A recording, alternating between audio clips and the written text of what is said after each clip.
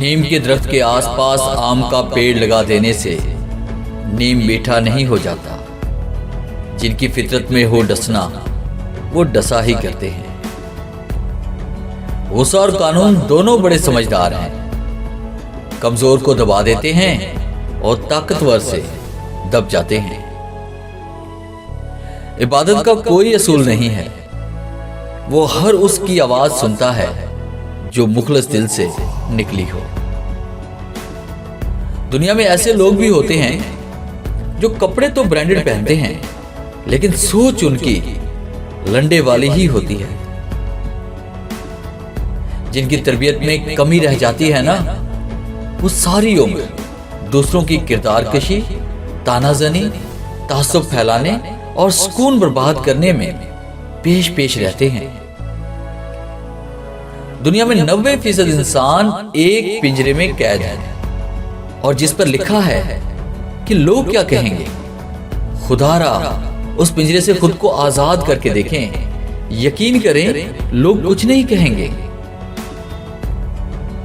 इंसान की फितरत को समझते हैं परिंदे, जितने भी प्यार से बुलाओ पास नहीं आते। मनफी सोचें वो भारी बोझ हैं जो हम हर वक्त अपने साथ उठाए फिरते हैं। हैसियत और रुतबे का गुमान कभी ना करें।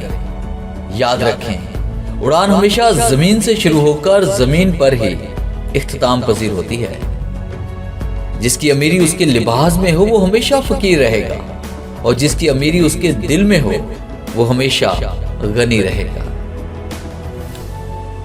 कुछ लोग जहर घुलने के बाद भी कहते हैं कि मेरा मतलब तुम्हें तकलीफ पहुंचाने का नहीं था।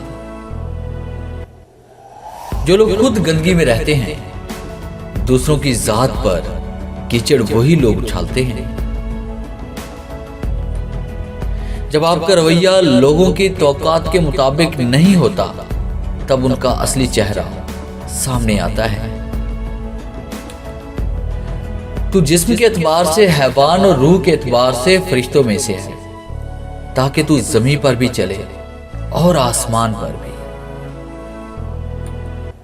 कोई कैसे सोच सकता है कि हिसाब नहीं होगा और वो बख्शा जाएगा।